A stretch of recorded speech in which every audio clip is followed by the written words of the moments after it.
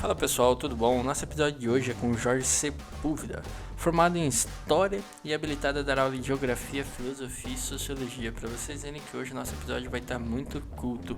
Natural do Chile, mas um brasileiro nato. E fique agora com esse episódio que ficou sensacional. Meu muito obrigado, e se você tiver gostado, no final aí deixa seu like, seu comentário, compartilha, porque já vai ajudar a gente bastante, beleza? Valeu, até mais. Fala pessoal, tudo bom? No nosso episódio de hoje, nosso excelentíssimo convidado, Jorge Seu. Só assim, Jorge. Já não sabe mais, já não sabe mais. Depois você fechou a mão, Matheus. Tudo bem, vamos aqui. Tá bom, vai. Tá difícil, a gente não sabe mais se cumprimenta assim. Ou se nem cumprimenta, né? Ou só se, de longe. Oba. E aí? Seja bem-vindo, Jorge, a esse projeto. Essa ideia que você topou participar, muito obrigado. Muito legal poder conversar com você, porque, aliás, eu já te conheço, então a conversa foi muito melhor. Muito obrigado mesmo. Eu que agradeço, Matheus. Eu acho que é uma iniciativa nobre da sua parte, né? Dar espaço para que a gente possa falar um pouquinho da gente, né? Conversar um pouquinho com o público. Sim. Então oportuniza aí uma troca de ideias, né? Um enriquecimento aí nos saberes. Eu acho que isso é bacana. É o que a gente quer, né? Essa troca de ideias saudável ali. A gente fala, né? Certamente as coisas mais sérias ali, porém a gente vai dando um toque de humor. Mas dando início aqui à conversa, né, Jorge? Deixa a galera te conhecer melhor, né? Fala um pouco ali da sua infância, de como foi. Opa, um barulho? Segue o jogo. Como que foi ali sua infância, né? Pra galera te conhecer um pouco melhor. Bom, Matheus, eu nasci em Puente Alto. Puente Alto é uma cidade que fica na região. Pois é. É um hermano, né? Teve alguém que já disse assim: ainda bem que você não é argentino. Teve pessoas que já falaram: mas Chile, Argentina, Bolívia, tudo a mesma coisa. Tudo a mesma coisa. Pois é. Em relação ao idioma, de fato, é muito parecido, embora tenha diferenças, né? Sim. Mas eu nasci em Puente Alto. Puente Alto é uma cidade que fica na região metropolitana, né, de Santiago, que é a capital do Chile. Então é um país temperado, né? A gente fala temperado porque o clima, as estações do ano são bem definidas, né? Tipo, no inverno pode ter neve, frio mesmo. No outono as folhas caem. Mas no Chile, de neva não é mais nas pontas das cordilheiras ali? O Chile é um país extenso, né? Ele é comprido, então todo ele tem a Cordilheira dos Andes de um lado e o Oceano Pacífico do outro. Então a largura entre a faixa de terra entre o oceano e a cordilheira dá em torno de 150 quilômetros. Caraca! E ele é extenso, então todo o país você vai encontrar um clima mais ou menos temperado. Mais no centro do Chile, né? No sul, claro, são climas mais frios, né? Mais frio. E no norte nós temos o deserto do Atacama, que é considerado o deserto mais seco do mundo, né? Inclusive o maior observatório astronômico, né, no mundo fica lá. Isso tudo no Chile? No Chile, caraca, exatamente. Uma riqueza que nem eu fazia ideia que existia por ali. O Chile é um país que tem algumas riquezas bem peculiares. Por exemplo, cobre, né? As frutas de lá são maravilhosas, o vinho, o salmão. O peixe, os frutos do mar do Chile são maravilhosos. Então é um país que tem uma riqueza no solo devido a ser um solo vulcânico. Então o que se planta lá, quando se colhe, saem frutos excelentes assim. Entendi. Mas dando início ali, você nasceu em? Então eu nasci em Puente Alto. Puente Alto? Puente Alto é o nome da cidade, né? E aí os meus pais, eles vieram para o Brasil nos anos 80. Meus pais são chilenos, eles chegaram na cidade de Santo André, lá em São Paulo. Na época, tanto o Brasil quanto o Chile tinham regimes militares, né? Então as liberdades civis, de pensamento, político, elas eram de certa forma limitadas nesse período, né? Houve períodos em que ela era muito mais limitada. A gente tinha aí Não chegou ali no final, mais ou menos, do regime? Seus pais chegaram aqui? O regime no Brasil, a gente costuma dizer que ele terminou em 1985, com a eleição de José Sarney, que na verdade foi eleito pelo Congresso. Não foi eleito pelo... aqui com você porque eu não faço. Desculpa, então, público. E no Chile terminou no final dos anos 90. Ela também teve uma eleição para saber se o sistema político, ali, o regime militar permaneceria ou não. E o povo optou pelo não, né? Que ele não se daria continuidade. E no Brasil nós tivemos, depois de José Sarney, e aí sim, depois de 1988, a gente teve a Constituição, né?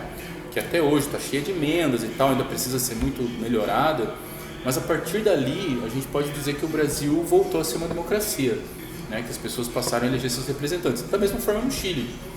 Então, isso foi comum em todos os países da América do Sul, né? Esse regime militar, essa intervenção militar que aconteceu nos anos 50, 60, 70 e também 80. Então, os meus pais chegaram aqui, a gente morava lá em Santo André, eu me lembro que o bairro se chamava Ipiranguinha. Ipiranguinha, lá em Santo André. Todo diminutivo. Porque é chamado de Ipiranguinha mesmo o bairro, né? Então, Santo André fica próximo ali, é o ABC paulista, né? Que compõe Santo André, São Bernardo, São Caetano e Diadema, que é o ABCD, né? Que são também cidades na região metropolitana de São Paulo. É que em São Paulo, por conta de ser tão grande, eles se dividem por zona, né? Zona Leste, Zona Sul. Isso. E eles são próximas das cidades, né? Ou não, posso estar falando isso? Depende das cidades, né? São Paulo é uma cidade enorme. São Paulo. A capital. A capital São Paulo, capital do estado de São Paulo, né? E as cidades em volta é o que a gente chama de região metropolitana. Então, Santo André, Diadema, São Bernardo do Campo, né? São Caetano do Sul. Então, todas são cidades que Bauru estão... é mais pro interior? Bauru, Marília? Bauru fica no noroeste do estado de São Paulo, né? Bauru, Marília, Ourinhos, Assis, Presidente Prudente. Campinas, aí vem a... Não, Campinas daí já é pro outro lado. Campinas está mais ou menos 60, 70 quilômetros da capital São Paulo. Eu sempre fui de avião e sempre parecia que estava indo reto. Enfim, e aí a minha infância foi nesse bairro. Depois dali nós nos mudamos para Mauá, que é também uma cidade da região metropolitana. Quando você chegou aqui, você tinha que idade? Acho que a galera não estranhou um pouco você falando espanhol? Sim. A galera, acredito que você era a língua nativa sua, né? Isso aí, Matheus, é um fenômeno que acontece com todas as pessoas que são filhos de estrangeiros. Sim. Criados num país que não é o país de origem dos pais. Por exemplo, Você meus pais... chamado de gringol. Os meus pais, eles nunca falaram o português perfeito, né? Sempre era aquele portunhol. Sim. A gente costuma brincar em casa que nem o gato de botas, né? Sim. Você não sabe qual que é a nacionalidade. Vou a beber esta bebida com você. Ele fala aquele sotaque. Os meus pais sempre tiveram esse sotaque, né? Agora eu fui alfabetizado em português. Então, que nem ocorre em outros lugares. Se você pegar um filho seu aqui no Brasil e for para a Inglaterra, com ele criança, né? Lá na Inglaterra ele vai aprender o idioma inglês, mas vocês, pais, vão falar português com ele. Então, naturalmente, para ele vai existir o idioma português, que você levou ele, né, dos pais, e o inglês, que vai ser o que ele vai conviver, a sociedade toda falando aquele idioma. A naturalidade dele. A naturalidade vai ser muito grande. Então, é o meu caso. Então, para mim, os dois idiomas é bem tranquilo, porque em casa era espanhol e na rua Mas vocês só falavam português. espanhol dentro de casa? Dentro de casa só espanhol, meus pais são chilenos. Mas eles então... entendiam, né? Se você chegasse a falar português, eles entendiam. Não, sim. Tanto que eu falava em português com eles em casa, mas eles sempre falavam em espanhol. Entendi. Até hoje você... De 0 a 10, como está seu espanhol hoje arranhando? Cara, eu acho que o meu espanhol já foi muito melhor, porque o idioma é assim, ó. Se você não fala ele, você consegue depois... se você não tem prática, né? Você consegue falar. Eu acho que de 0 a 10 meu espanhol deve estar 8. Fluente, normal. Só que tem vários detalhes, assim. Quando a gente vai para um país que o idioma é diferente, a gente ouve no idioma, por exemplo, você ouve em espanhol, traduz para o português e do português você traduz para falar o espanhol. É automático. Né? É automático. Exatamente. É um mecanismo muito rápido. Porque a gente está pensando no idioma que a gente fala, né? Você pensa em português. Ele está falando que você está traduzindo em português. Você está traduzindo em português. Até chegar um ponto que você está nesse país aí e você passa a pensar naquele idioma. Né? Você começa a pensar em espanhol, você não pensa mais em português. É verdade. Aí você já para de fazer... Então a tradução, a tecla SAP fica apertada o tempo todo. Sim. Né? Então não tem mais essa tradução que você faz logo que você chega lá. E aí, se habituando com isso, o idioma se torna muito mais fluente. Só que aí a gente vai pegando também palavras que são comuns, às vezes, de um certo período. Né? Que nem no Brasil a gente vê direto, mudam, né? Algumas palavras, algumas brincadeiras, a forma como as pessoas falam. Né? Mas, sem dúvida, assim, eu recomendo a todo mundo, todas as pessoas que saiam do país, fiquem um tempo fora, convivam com outro idioma, porque Você olha... vai se assustar um pouco no começo? Vai, normal. A galera vai falar, você vai achar que eles estão brigando, mas eles estão falando normalmente. E é louco esse negócio de cultura da língua, porque a gente tem uma forma de pensar que a língua espanhola ela é única, é o espanhol, mas ela realmente é a base. Porém, região por região, vai mudando uma coisa de característica do próprio país. Por exemplo, você falou, o Chile, eu conheci um chileno e um argentino. Eles falavam, mas tinha algumas gírias ou algumas coisas da cultura deles que não eram... era de cada cultura ali, né? Aí a gente tem esse achismo de achar, se eu aprender o espanhol da Espanha, que é o mais rústico, né? É um espanhol mais formal, vou desenrolar em qualquer lugar. Vai, pior que você vai, né? Você desenrola. Mas ali a galera vai um pouco mais. Esse cara falando esse espanhol todo riquinho que tá chique, usted. Eu cheguei lá, verdade. Não, usted não. Você tava onde, na Argentina? Na Argentina. É vos. Usted não. É muito senhor. Ih, é o barulho de novo? Então, Matheus, essa questão idiomática, você tem razão. A gente vai pra Argentina e lá tem um sotaque diferente. A gente fez dentro do Brasil mesmo, né? Eles acham que eles são europeus, né? Pois italianos, né? Enfim, tem muito... A entonação de voz do espanhol argentino é muito italiano, né? Vení, vamos a tomar um cafecito, viste? Então, tem uma... E eu tenho facilidade em ficar usando esses sotaques, né? Eu achava que tinha. Aí, quando eu tava na Argentina, fui pra Buenos Aires, aí lá... Eu já estava alguns dias, né, hospedado num hostel, coisa de estudante, sempre quebrado, né, tem que ficar num hostel, não fica em hotel. Tem 8 gente num quarto só? Pois é, não, nesse caso era um quarto para dividir com mais uma pessoa só. Sim. E aí num hostel já uns 4, 5 dias lá em Buenos Aires, as coisas muito baratas e muito boas, né, a carne muito boa, a batata, o vinho, os restaurantes baratos, o transporte, né? Muito barato. Naquela época já era barato, 2007, 2008. Nossa senhora. E aí eu entrei num café e aí eu... Barulho. Mas o celular tocando. Aí eu entrei num café, né?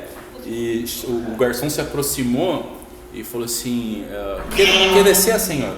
Que o quê? Que deseas, né? O que você quer pedir? Sim. Aí eu falei assim, pensei que eu vou usar meu sotaque argentino, né? Pra dizer que eu quero um café e uma factura, que é tipo um croissant. Na sua cabeça, você minha cabeça muito bem. Eu juro que você imaginou você falando. Pois é, aí eu falei para ele assim, senhor, eu quero um cafecito e uma factura, por favor. Aí ele olhou para mim assim, aí eu olhei para ele e falei assim, eres chileno? Ele adivinhou ali. Na hora, foi só eu falar, então, às vezes pela forma de falar, ele identificou que país que eu era. A vergonha maior foi eu tentar mandar um espanhol num restaurante e o cara falou, ô irmão, eu sou brasileiro. Aí eu quero, aqui ó, isso aqui. Ele, ô irmão, você é brasileiro, né? Aí eu, e você tentando enrolar ele no espanhol lá, né? Segura esse cafecito. Cara, ô irmão, pode falar em português aí, eu sou brasileiro. Não esquece da gorjeta. E olha que você repara, assim, às vezes você vê o brasileiro fala, de longe, um brasileiro perdido. Por aí. Você repara, assim, e aí é engraçado esses momentos, e a galera... E é uma outra cultura, igual você falou, quem tiver oportunidade, assim... E eu tive um breve momento de achar, assim, que a cultura... É nós que temos que nos adaptar à cultura, não eles adaptaram na nossa, né? Que eles têm se a gente tá no país, né? Eu achei que eu tava grandão, falei, não, fazer do meu jeito, da onde? É você que tem que se adaptar ali com a situação. Com certeza. Tudo mais e vai embora, mas desenrola e vai embora, quem puder conhecer, vai conhecer Chile, Argentina. Sim. Então ali você foi alfabetizado ali na escola brasileira, né, tudo mais. Isso. E como foi ali, posteriormente, sua adaptação ao Brasil e tudo mais? Você é brasileiro nato, né, Jorge? Vamos saber sincero, né? Não teve essa questão de adaptação. Vida toda. Eu costumo dizer assim, ó, a pátria, que no caso amada Brasil, né, a pátria amada Brasil, a nação é aquela onde você é criado. Por quê? Porque quando você sai do seu país, onde você se depara com outros costumes, né, com outro tipo de alimentação, outro tipo de vestimenta, às vezes até a forma de preparo das coisas, os produtos, né, que tem para você consumir. Então, na hora que você vê essa diferença, que você tem que conviver com isso, você percebe que você de fato é brasileiro pelos seus costumes, né? Eu me lembro de eu ter ido numa época de inverno para fora e fui num período de muito frio, né? E tava nevando e tal, e eu Você fiquei já viu lá. neve, cara? Pois é. E assim, eu me recordo ali ter situações onde eu lembrava com saudade, sabe, com carinho assim de arroz e feijão. Sério, cara, arroz e feijão. De arroz e feijão, de pão de queijo. Pão de queijo. Pão de queijo não tinha. Guaraná, né? Dolly? Mesmo que fosse, pô, Dolly ia ser perfeito. Por favor, a gente não fala aqui marcas porque ninguém tá pagando a gente. Então se você puder Pô, falar... Dolly não é uma marca, Dolly é uma lenda, cara. Você fala refrigerante... Refrigerante de Guaraná. Sabor artificial de Guaraná. Enfim, e rótulo aí verde. a gente sentia essa falta, né? O cafezinho feito na hora. São coisas básicas, né? São Coisas básicas, exatamente. Suco de maracujá, jabuticaba, uma série de coisas que não tem em outro país. Só tem no Brasil. Até da água. A água. Não, a água era o principal. Eu bebia aquela água e falava, pô, essa água tá salgada. Ruim pra Tá diferente, tá ruim. E era bem isso mesmo, Matheus. Então, assim, é aí que a gente percebe que você é de um determinado lugar. Porque você leva com você o teu costume de alimentação, você leva com você teus gostos. E na hora que você chega lá, você tem que se adaptar e se acostumar com uma coisa Você se nova. acostuma, claro. O ser humano tem para se adaptar em qualquer lugar. Ele vai embora. Sim. Mas que a saudade bate. Com certeza. Igual nós falamos da água. Eu comentei acho que com a minha mãe uma vez. Pô, mãe, aqui a água é diferente. Ela não acreditou. Diferente, é Mano, diferente. realmente, o gosto é diferente. Você não tem que comprar água no mercado e fala, e essa água ruim vai reclamar. E aí é muito louco essa coisa de cultura. E aí, posteriormente, seu momento aqui, você, como foi ali a sua trajetória de escola? Você é formado, já foi falado ali na intro, mas vamos falar um pouco da sua formação. Ele tá falando muito que ele é um professor de história. Você sabe como é um professor de história, né? Fala demais. Então, Matheus, eu terminei o terceiro, estudei um ano no Chile, né? Cheguei a estudar um ano lá, fiz o quarto ano do ensino médio. Porque lá assim, ensino médio no Chile não tem 3, tem 4 anos. 4 anos? São 4 anos. Então eu fiz... Começa no nono, por exemplo, que foi aqui no Brasil? Lá você tem a mesma configuração que tinha no Brasil antes, que era a primeira, segunda, terceira, quarta, quinta série, né? Sim. Vai até o oitavo e depois do oitavo tinha primeiro, segundo, terceiro e quarto. Sim. Né? Ano do ensino médio. Segundo, Agora no Brasil tem primeiro ano até nono ano, certo? E depois mais 3 anos. Então esse primeiro ano era o prézinho.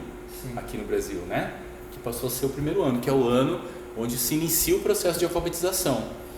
E no Chile da mesma forma, só que vai até o quarto ano do ensino médio. É o mesmo tempo, né? Só a nomenclatura muda. Eu fiz esse ano lá e depois eu voltei para o Brasil. E aí tinha toda uma questão de documentação que tinha que levar no Ministério de Relações Exteriores para validar esse estudo fora. Quem estuda fora sabe do que eu estou falando. Chega no Brasil e aqui precisa apresentar toda a documentação para poder validar esses estudos. Faz uma equivalência, né, daquilo que você fez lá e equivale ao que aqui, né? Porque as nomenclaturas são diferentes. Por exemplo, MBA nos Estados Unidos é um mestrado. MBA no Brasil já não é mestrado, né? Aqui, mestrado é stricto sensu, né? E lato sensu é o MBA, que é aquela especialização que você faz, que pode durar 2 anos, às vezes menos, mas ela tem que ter no mínimo 360 horas. Então essas nomenclaturas mudam, por isso que precisa fazer essa equivalência, né? Então quando você estuda fora, você precisa se informar, falar, mas quantas horas, qual que é a nomenclatura, o que significa isso aqui no país, né? Era necessário isso quando acabasse a faculdade para fazer. Aqui no Brasil você teria que fazer uma outra prova. Isso, para validar aquilo que você... os seus... Exatamente. Se você não passasse nessa prova, você não poderia exercer seu trabalho no Brasil. Isso. É o revalido, eu acho. Não saberia dizer. Mas é uma prova ali que você faz que se tem uma vez ao ano. Estava um projeto lá para se ter 2 vezes, mas ainda assim é uma OAB da vida. Sim, é uma OAB da vida ali. E aí para que você pudesse exercer. E para você ir para lá para fazer a faculdade, sendo brasileiro, você teria que fazer uma prova da língua espanhola para você fazer seu teste qual que é o seu nível de espanhol que a faculdade exigia, para que você não ficasse para trás na turma, para que eles soubessem que você ia conseguir acompanhar. Você estava tendo muito problema, a gente entrou no assunto que não, vamos embora, que eles estavam tendo problema justamente com o brasileiro, perdido. E tinha muito brasileiro que gravava a aula no celular, ia para casa e traduzia tudo, mas olha o trampo. Se o professor perguntasse era mais fácil qual aprender é o espanhol, nombre, ele não ia saber falar. Meu Deus então, do céu. tipo assim, eles tiveram essa dificuldade e aí o processo para você é esse, para você voltar. Isso tudo tem uma prova, para ir para voltar. Tem muita confusão, né, Matheus? Da confusão porque o espanhol tem muito falso cognato, que a gente chama. Verdade. Que a mesma palavra no Brasil e lá tem significados diferentes, né? Tanto é que depois que eu voltei, fiz o vestibular em São Paulo, ingressei na Unesp, que é a estadual paulista, né? Mas só lembrando que você fez faculdade de História. História. Você sempre quis fazer, Jorge? Sempre. Na verdade, desde criança, eu perguntava, o que você quer ser quando crescer? Eu falava, professor. Desde criança. Então, daí, quando a gente falava sobre um idioma estrangeiro dentro do curso de História, né, que inclusive o professor fazia a gente ler em espanhol, em alguns casos em inglês também, ele dava uma frase assim, porque para fazer a continuidade dos estudos com mestrado, por exemplo, você tinha que fazer a proficiência em um outro idioma, né? E para isso você tinha que saber esses detalhes. Aí ele colocava uma frase assim: la historia no se puede percibir en un rato. E aí o cara respondia, né? Podia responder, enfim, ele tinha que responder corretamente, mas ele associava a palavra rato com rato aqui no Brasil. Rato, o animal. Rato, tipo, porque a história não se pode perceber num rato, porque o rato é um animal. Então, a galera ficava confusa. Então, o espanhol tem muito disso, tem muito falso cognato. E o que isso significa? Rato, la historia no se puede percibir en un rato, significa a história não pode ser compreendida em um momento. Então, rato é momento. Espera-me um ratito. Né? Olha que... E aí eu falo, nossa, o que esse cara tá falando, né? Então, a gente já presenciou até cenas de constrangimento na fila do aeroporto. Do cara tá com a namorada, né? E isso lá em Carrasco, o aeroporto lá no Uruguai, em Montevideo. E aí o cara esbarrou assim, né? E ele afastou, falou, desculpa, não quero deixar a sua mulher embarazada. Aí o cara olhou e falou, que embaraçada, estás louco? Porque embaraçada é grávida. Imagina, né? Ele esbarra e fala, desculpa, não quero engravidar a sua mulher. Mas um brasileiro falando para um acho que eram uruguaios, né? Sim. Mas enfim, e aí dentro da faculdade a gente tem muito mais contato com essas coisas, né? Dentro da universidade. Num trem eu presenciei o momento que a mulher tava vendendo lá, você quer? Desculpe a moléstia. Desculpe a moléstia, mas ninguém molestou ninguém aqui. E desculpe pelo incômodo. Desculpe a moléstia, não sei o quê. E toda hora, desculpe a moléstia. E siga, mas que esses caras estão. E ela ia te vender alguma coisa, não é? Muita coisa, deseja muita coisa. E a cada momento cri-cri, salgadinho, doce, pilha, criança. Então ela tá vendendo. Balinha, amendoim, de tudo. Essa parte eu vou cortar. Mas ninguém tá vendendo criança. Pois é, Matheus, você viu crianças serem vendidas? Pô. Não, crianças vendendo produtos. Tem muito, cara, ainda mais nas metrópoles, né? Sim. A gente vê muito em São Paulo isso também. Aí você deu início ali à faculdade de História, era o que gostava, né? Sim. E foi embora. Cara, a faculdade de História eu tive que trancar ela durante um tempo, demorei vários anos para me formar, não foi uma formação em 4 anos, que foi o período que eu fui para o Chile, né? Que eu fiquei lá um tempo. E aí, assim, a faculdade de História, né, quando você faz uma graduação, e essa foi uma licenciatura, né, diferente de bacharel. A licenciatura ela tem um formato para que você dê aula, né? Ela é uma graduação com um direcionamento, né, com uma base ali para que você entenda a questão educacional, o processo de aprendizagem, né, ensino-aprendizagem. Então, ela é licenciatura. Já o bacharel está direcionado para a pesquisa, né, para que você desenvolva conteúdo a partir daquela formação. Por exemplo, o direito. né? Direito é bacharel, né? Administração é bacharel, contabilidade é bacharel. Já geografia, história, né? Enfim, biologia, né? Tem licenciatura e tem algumas que tem licenciatura e bacharel. E desde cedo você já tinha esse gosto para querer ensinar, Jorge? Sim, desde cedo. Saber essa vocação, né? Porque você é um cara que se comunica muito bem. Sim, cara, eu lembro na sala de aula eu terminava a tarefa primeiro. E aí ficava, né, a professora, tá, agora você vai ajudar os outros que ainda não... Você era um nerd? Você era um CDF? Na verdade, eu tinha essa característica, mas era uma coisa natural, assim, sabe? De terminar e ajudar o outro a... Tá, não, faz assim e tal, né? Então, tinha essa característica aí. E é interessante como a gente já vem com alguma aptidão própria, né? Sim. Seja para falar, seja para escrever, para desenhar, né? Nós temos o Gardner, que já falava das inteligências múltiplas, né? Gardner. Há um bom tempo atrás.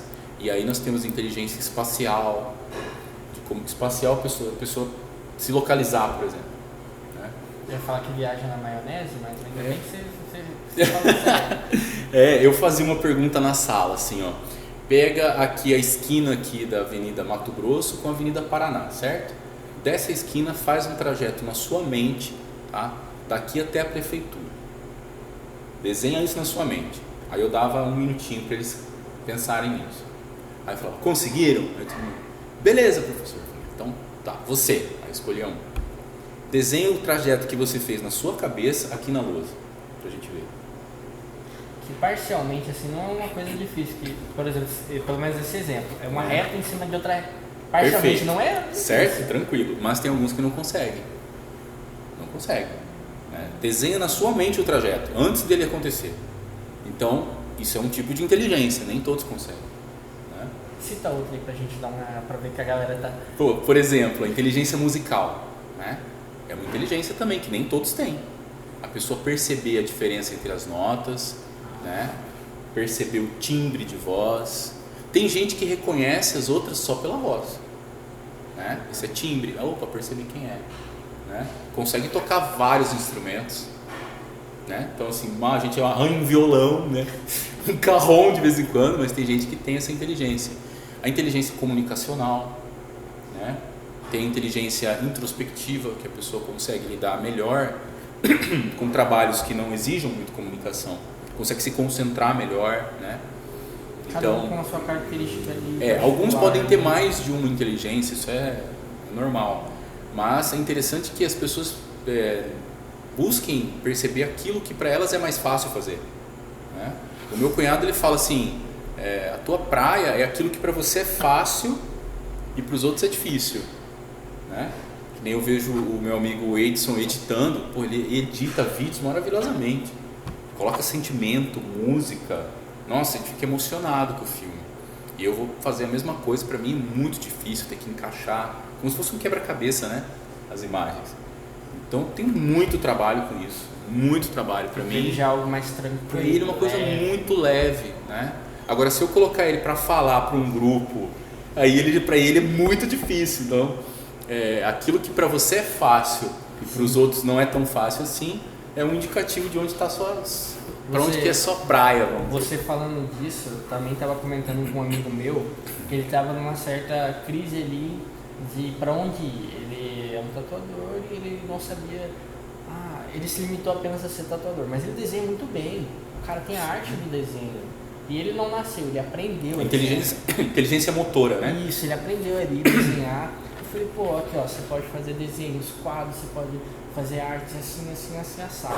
Aí eu citei um exemplo esdrúxulo pra ele. Eu falei, ó, Thomas, por exemplo, uma pessoa que dorme muito, ela pode ensinar um dia quem não consegue dormir. Tem gente que não dorme, não consegue dormir uma noite. Tem gente que pagaria pra aprender, pra conseguir dormir. Porque que tem XY motivos lá que não consegue dormir de noite. E tem gente que dorme com uma beleza. Claro, ele precisaria castelar aquilo, ele precisaria formalizar aquilo como um estudo para conseguir passar para uma pessoa. Mas foi um exemplo bem tosco, mas tipo para ele entender que o que ele faz ali tem gente que gostaria de fazer, ou que gostaria de aprender, porque eles não tem aptidão, enfim, nenhum motivo. A questão você falou do sono, né? Eu acho que é uma coisa até genética, assim, porque Tem gente que dorme mais. dorme mais. Eu vejo mamãe, por exemplo, dormir bastante, né? Tipo, domingo, né? No dia que se dormia até mais tarde. E a gente vê que outras pessoas realmente não conseguem dormir. A minha filha, a Cecília, amada, querida, também dorme com uma Beijo, beleza. Cecília. Beijo, meu amor. Dorme com uma beleza. Se deixar, dorme. Então, eu acho que é genético, Matheus. Eu acho que vem de família, assim. Não sei. Sei lá, pode ser outra coisa também. Vamos entrar aqui na barra da ciência, né? Porque se nós entrar eu vou destruir, porque de ciência eu entendo. Porra nenhuma. Eu também não, cara. Eu acho que os saberes aí a gente tem que buscar e entender melhor, né? Porque tá tudo em construção. A ciência tem essa qualidade, que ela tem que ser refeita, ela tem que ser reconstruída, sempre reavaliada, porque os contextos mudam, né? As vivências, elas vão acrescentando novos saberes, e daí aquilo que havia sido descoberto há 5 anos atrás, às vezes não tem mais a mesma aplicação. Então, a ciência, ela se reinventa, ela deve se reinventar frente aos desafios que a sociedade vai impondo. A gente vê aí conseguindo construir vacinas, fazer vacinas em período recorde, né? É uma coisa muito rápida que antes não se conseguia. Eu acredito que isso tenha sido um avanço, né? De um esforço coletivo aí de laboratórios e pesquisadores para que se alcançasse esse resultado. Sim. Antigamente, eu não sei se isso seria possível, né? Tanto é que tem enfermidades que até hoje não tem cura e não tem vacina também, né? Mas é muito disso, Jorge. O ensino, todas essas aplicações, elas vão se atualizando e a pessoa não pode parar. Ou parar ali, né? Se apegar naquele que ela aprendeu, sei lá, 10 anos depois, vir outros conceitos, outras ideias. Não que a dela esteja errada, mas que já se atualizou ali, novas formas, novas maneiras. Sim. E é muito disso que você falou, né? Para todas as áreas, né? Tem esse avanço, graças a Deus. Graças, né? Que tem esse avanço. Mas, né, vamos puxar agora para outro assunto ali, né? É verdade que todo professor de história é maconheiro? É verdade que todo professor de história é de esquerda, né? Ô, Matheus, eu já tive que lidar com ele. Claro que sim, cara. E qual das duas é verdade? Pois é, eu não sou contra a maconha. Eu acho que inclusive tem uma parte medicinal dela que é muito importante, né?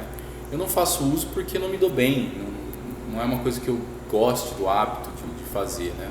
Mas eu não discrimino. Eu vejo que é uma coisa que é ilegal, isso é um problema, porque existe um tráfico, existe um comércio feito em cima dessa ilegalidade, dessa substância.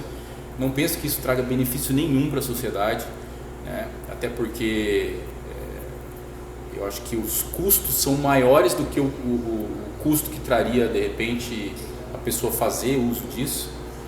E o maior exemplo são países e estados, né? No caso, vou citar os Estados Unidos, alguns estados norte-americanos que fizeram com que o uso recreativo dessa substância se tornasse algo comum na sociedade, né? E dali colher os efeitos para saber como que aquilo afeta o coletivo ou como contribui, enfim, pesar os prós e contras para decidir se aquilo se mantém na ilegalidade ou se pode permanecer, né, de livre uso para ser vendido num café, por exemplo, né? Então, com base em coffee shop, né? Em Amsterdã, tem gente que vai para lá, passa o tempo todo nos coffee shops usando, né, maconha, e tem vários tipos e tal, né? Maconha, cannabis, enfim. Então, assim, essa parte recreativa é um dos pontos, né? Que eu acho que é o que mais o pessoal se incomoda, né? Até um estigma, agora fala assim, maconheiro, né? O cara é maconheiro. Não, ele é um puxador de fumo e por aí vai. Então, para além desse preconceito, eu penso que a substância cannabis, que é uma planta, ela tem qualidades medicinais que salvam vidas, que resgatam a saúde de pessoas que estão numa condição, às vezes, muito difícil. Nós vemos pessoas com epilepsia, com outros distúrbios e problemas de saúde graves que são resolvidos com a matéria-prima, né? O óleo de cannabis e assim por diante. Então, esse uso medicinal, eu penso que isso tem que avançar. Agora, quanto à questão do uso recreativo, não não faço, Matheus, porque não combina comigo.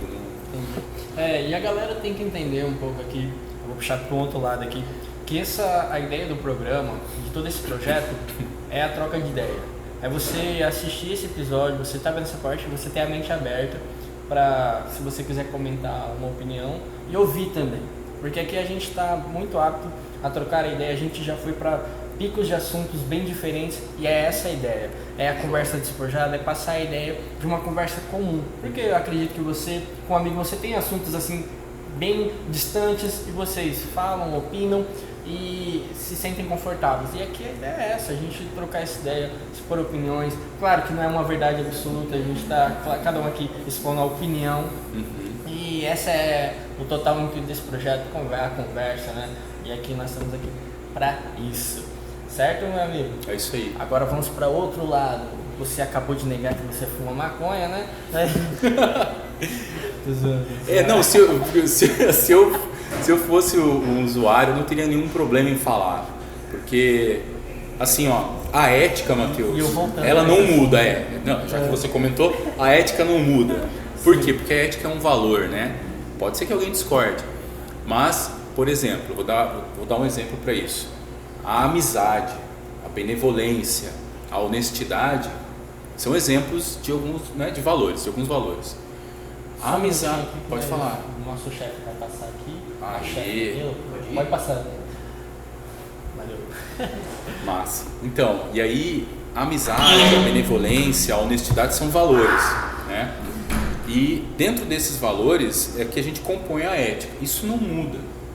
Ela foi importante desde que o ser humano é ser humano, né? Independente de onde ele está, do que ele come, da situação onde ele se encontra, isso vai ser um valor que deve ser cultivado enquanto existir relações humanas. Tem uma frase que eu já ouvi que é: quem vive por princípios não vive por regras. Não vive por regras, tipo assim, exatamente, porque a regra e a lei existe para quem não cumpre esses princípios, né? Então, isso é um ponto. O outro ponto é a moral e os costumes. Então, ética e moral, a diferenciação, embora elas tenham um fundo de melhoramento, né, de tornar o ser humano algo melhor, que lá os alquimistas diziam que era transformar o chumbo em ouro, né? Se pensava que era o chumbo mesmo, o metal, chumbo em metal ouro, quando era na verdade tirar o homem da ignorância e trazê-lo para a luz, para ele compreender melhor o que ele era nesse mundo, né? Então daí a gente percebe essa diferença, porque a moral muda ao longo do tempo. Vou dar outro exemplo. As mulheres não podiam usar uma saia curta na década de 1910, não podiam votar, né? Só para ficar em um dos exemplos, existem muitos outros. Sim. Então é um costume que, se a mulher saísse, por exemplo, desacompanhada, seria taxada. Exatamente, era imoral, né? Então essa atitude imoral, ela mudou ao longo do tempo. E muitas leis, Matheus, elas só mudaram a partir de uma transgressão, né? O limite. É uma transgressão da lei, porque a sociedade empurrou para que aquilo, né, fez com que aquilo acontecesse e por fim a lei fosse modificada. Vou dar um exemplo, outro exemplo. A capoeira era proibida. Era uma prática. A capoeira e o samba eram proibidos. Assim, se visse uma roda de samba, a polícia caía em cima e descia o cacete no pessoal que estava tocando ou jogando capoeira. Porque a capoeira era considerada vadiagem, né? E aí foi uma tipificação lá de lei que era, na verdade, para poder ter poder em cima do pessoal que morava na periferia, principalmente o povo preto, né? E principalmente pelas suas práticas, que era samba, capoeira, né? Entre outros. E era uma cultura, né? A religião de matriz africana, exatamente. Então a gente viu que a transgressão dessa lei, que naquele então dizia que era proibido, fez com que em algum momento a sociedade reconhecesse que a proibição daquilo estava errada. Que é o que acontece hoje, como você deu o exemplo da maconha. Então, muita gente transgride essa lei. Vende, compra, usa, e isso naturalmente empurrou, né, para que o costume, para que o modo como as pessoas estão se comportando levasse também a justiça, levasse a que o legislativo mudasse a lei e daí então a justiça não operasse mais em cima de uma proibição e sim em cima de um outro problema que, enfim, né, os problemas vão mudando ao longo do tempo. Entende? Então, assim, essas mudanças a gente vai perceber também nesse aspecto. Hoje é proibido, é ilegal. Daqui 5, 10 anos, pode ser que não.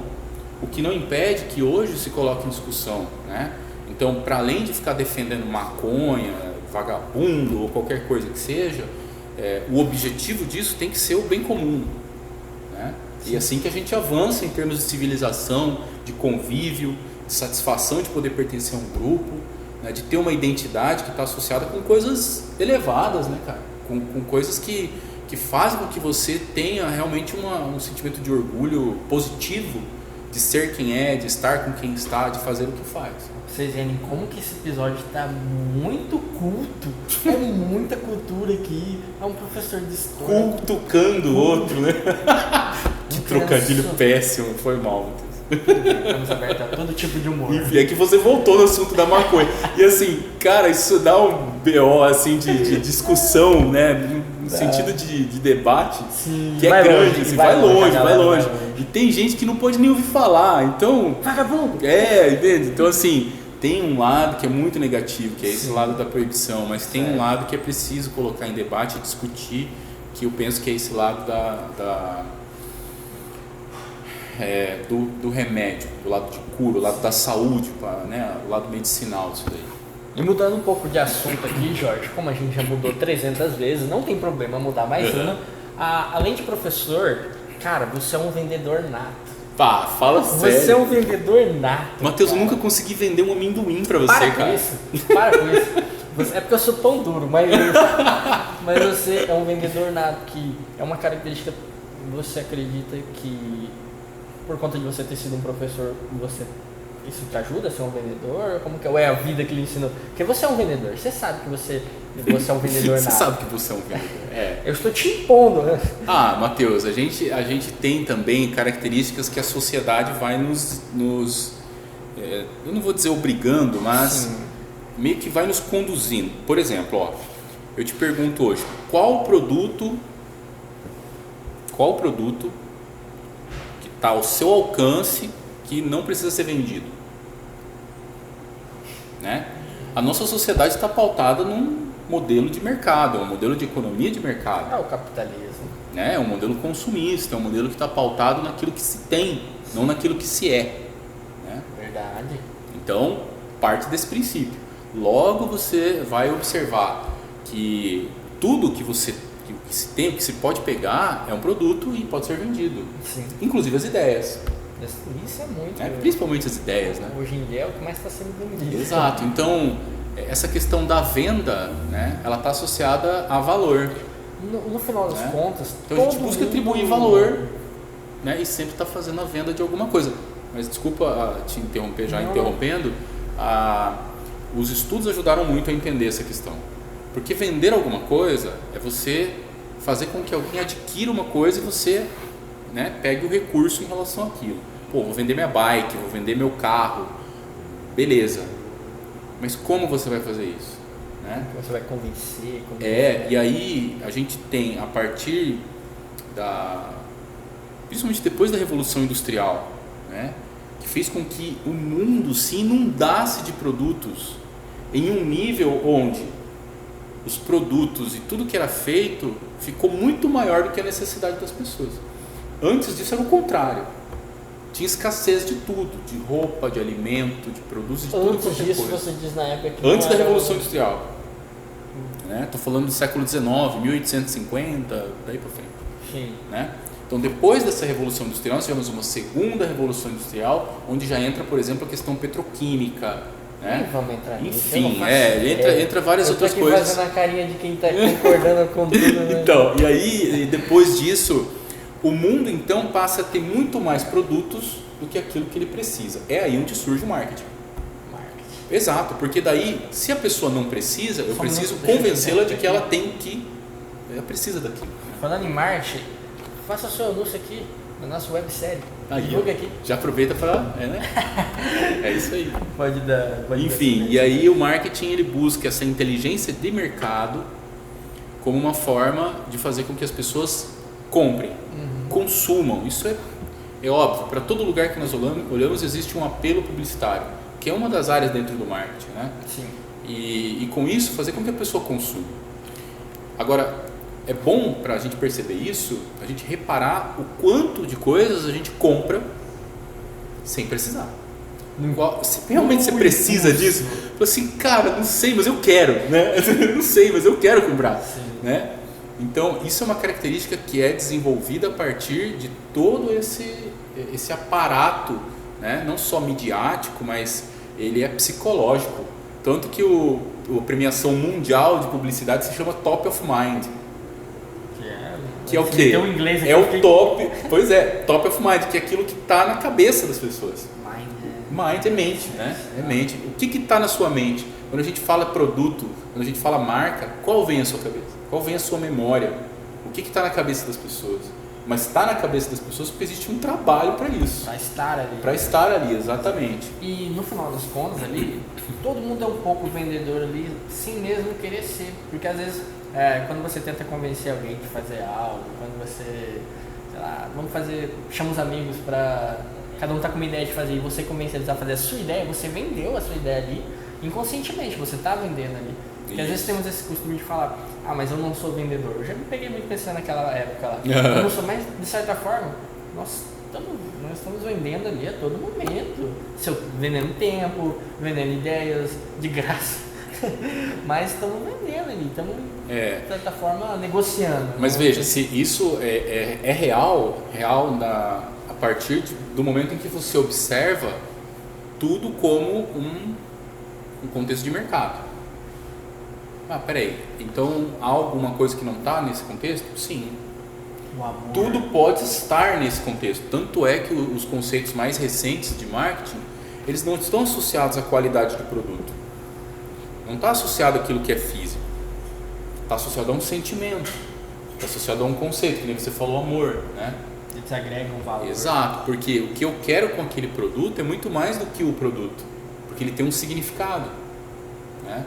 Esses tempos atrás eu vi uma história que a pessoa comprou, uma mãe, era aniversário de 15 anos da filha dela.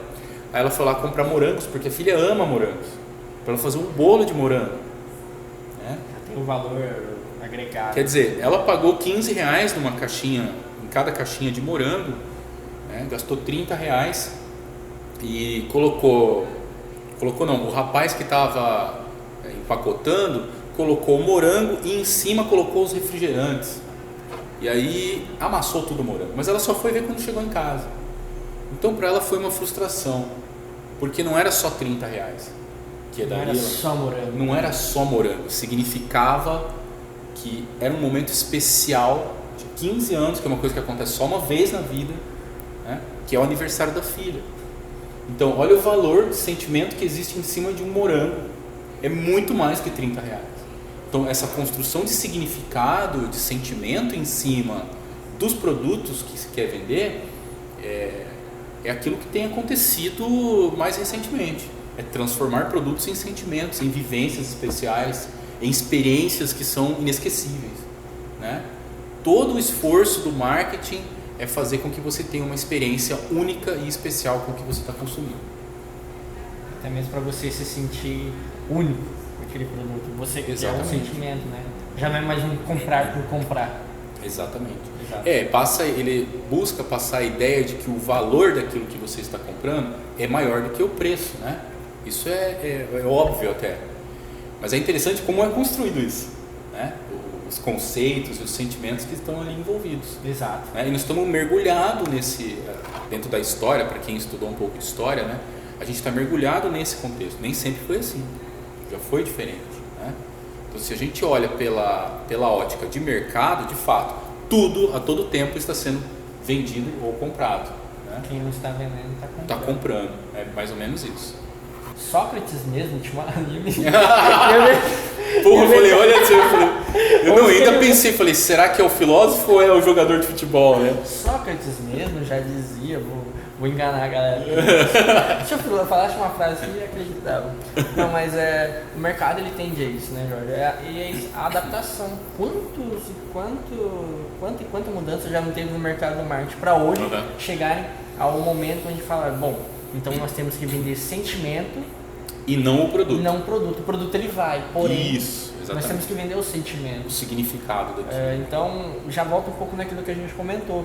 É as mudanças no mundo, é a adaptação, porque eu acredito que ainda tem empresas que não pensam assim, porque não ainda tem um modelo ali. Enfim, posso estar falando, estou falando por cima, né? Sim. Que tem empresas que ainda estão pegando um modelo mais antigo. Isso. E é normal, Isso. tudo bem, né? Claro que aí esse é um pouco do avanço, né? Uhum. Você vê o sentimento, o que tem agregado com, sei lá, um guaraná. E somado a isso, Matheus, tem a parte humana, né?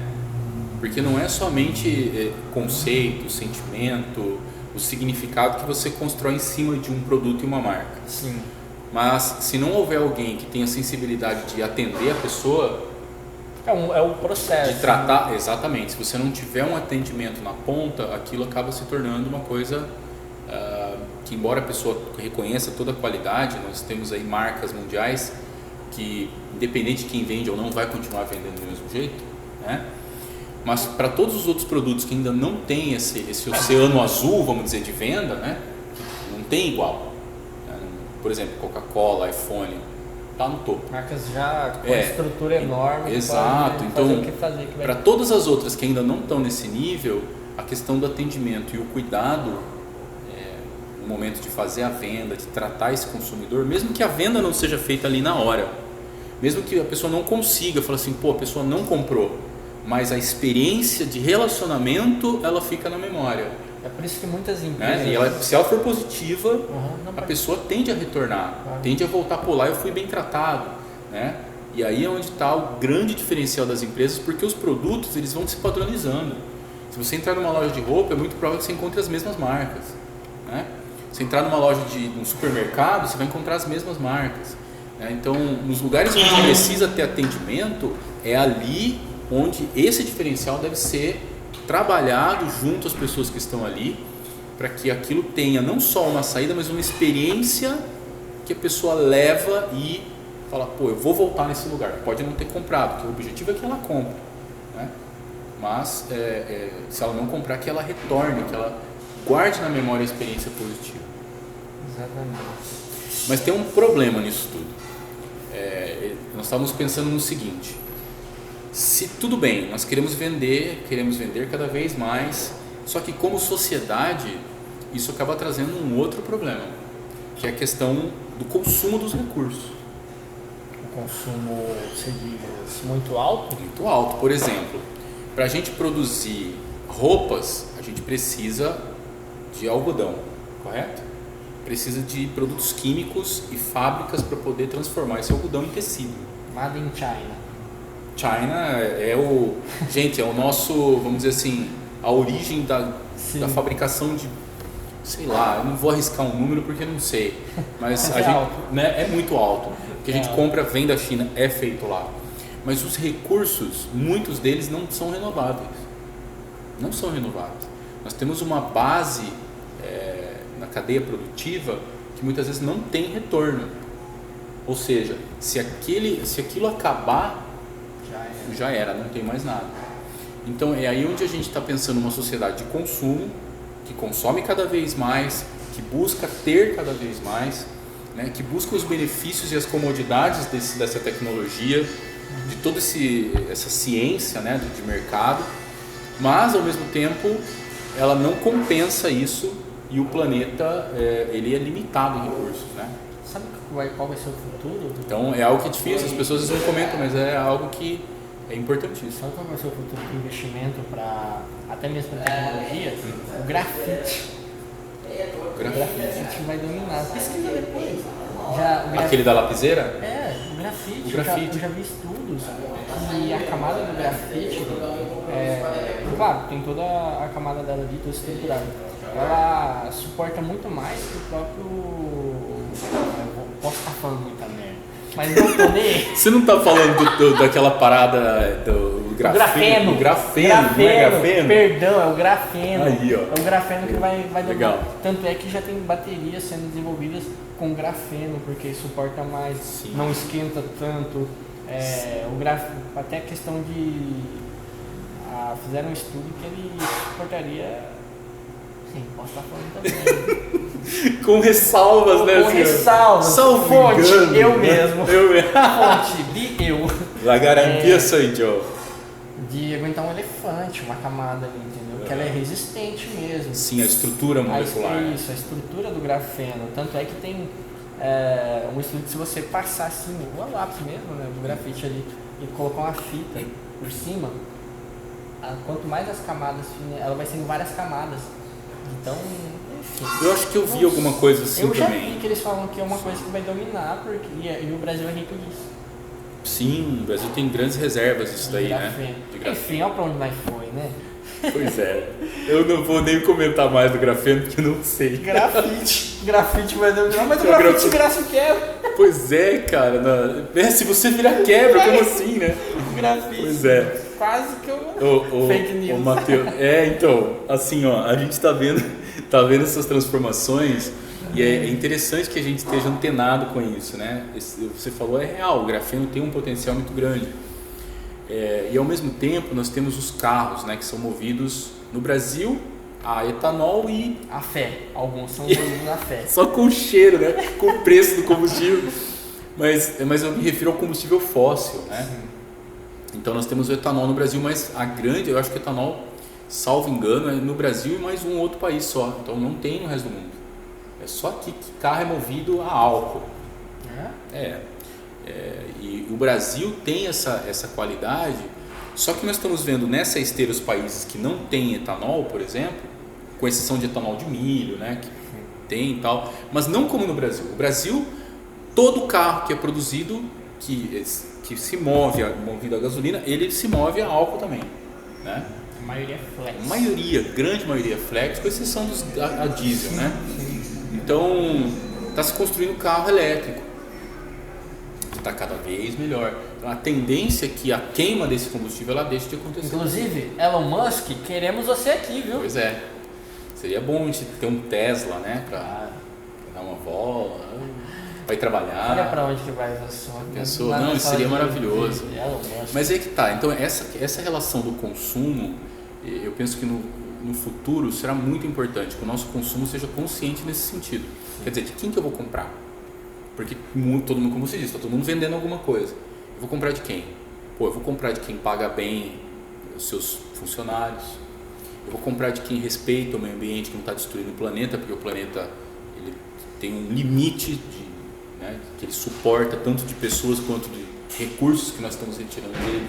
Eu vou comprar de alguém que respeita, né, certas diretrizes, enfim.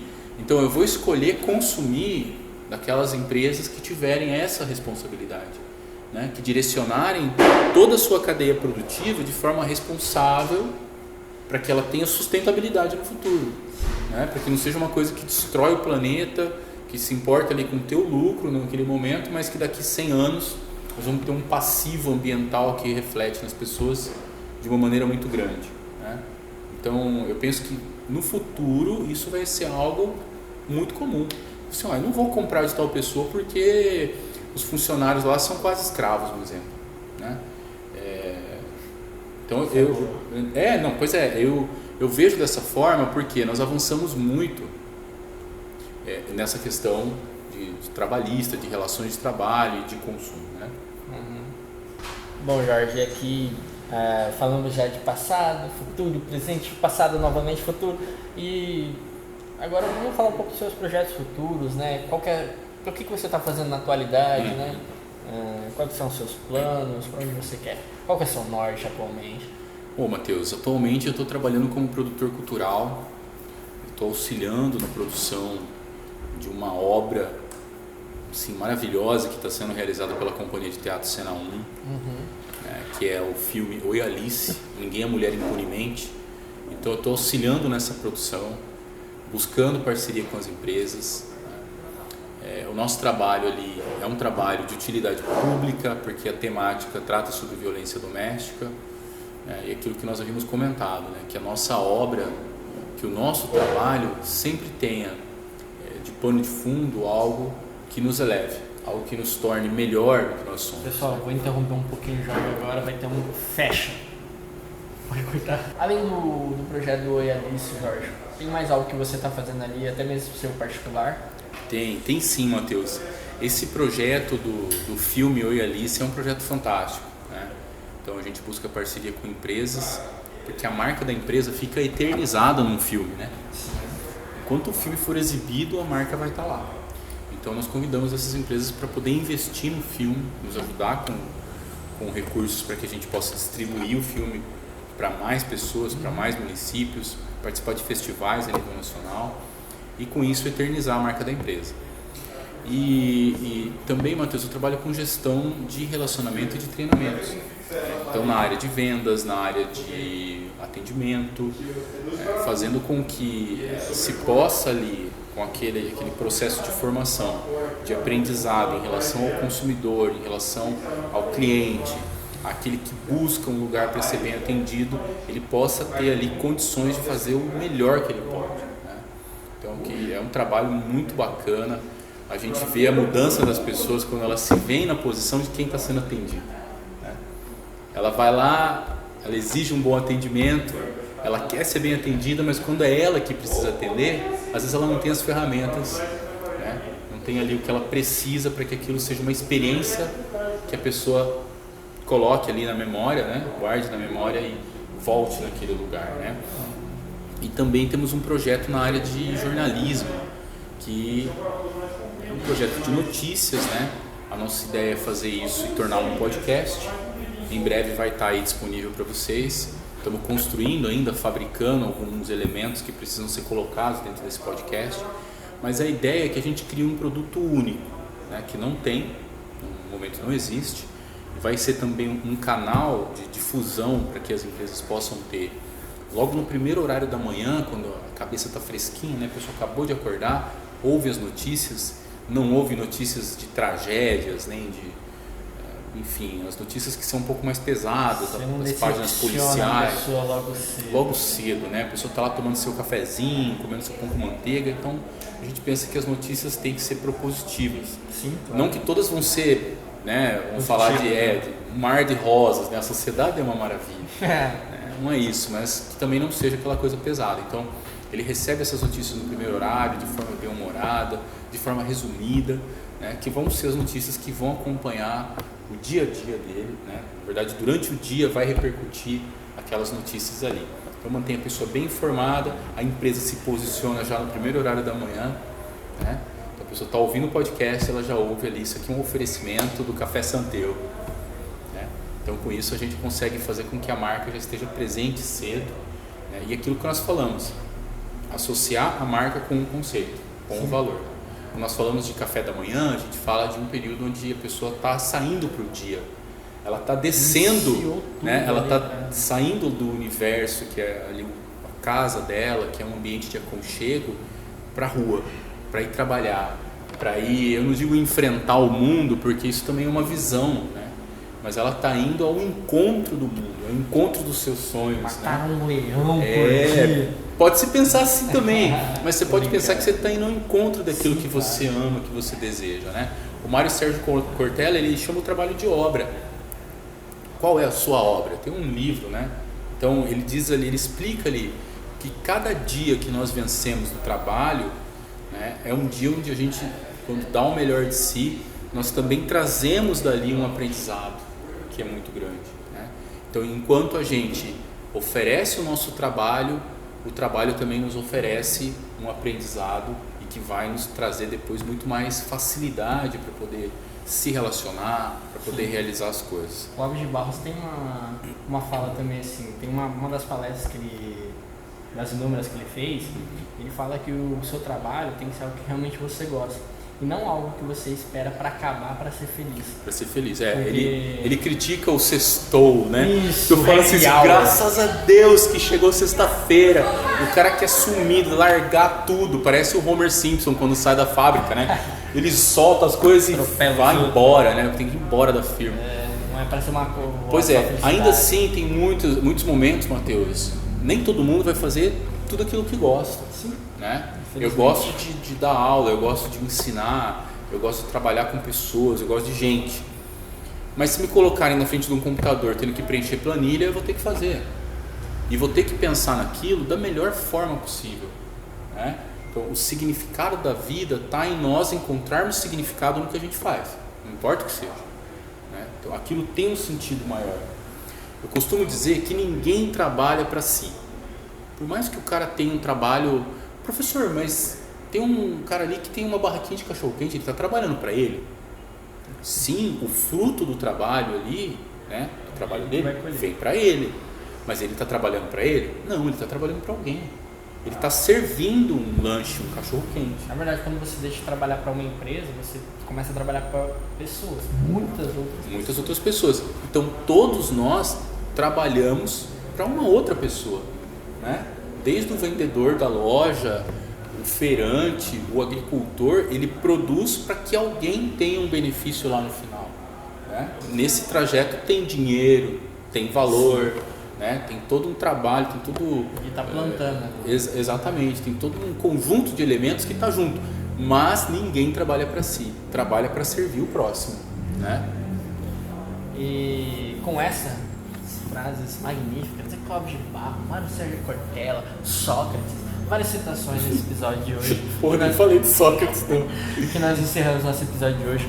Muito obrigado, Jorge, por participar, cara. Foi um episódio sensacional. A galera que assistiu até aqui, espero que você tenha gostado. Deixa o like, compartilha, comenta, né? Se você estiver disposto, quiser contrariar alguma das coisas, fica à vontade. A opinião, enfim, é tudo seu. Deixe nos comentários aqui. As redes sociais do Jorge vai estar aqui embaixo também para você acompanhar ele, para você saber um pouco do que ele vai desenvolver daqui para frente, até mesmo dessa curta-metragem do Oi Alice, né? Acredito que você vai estar postando alguma coisa nas suas redes sociais. E muito obrigado se você assistiu até aqui. Eu só tenho a agradecer.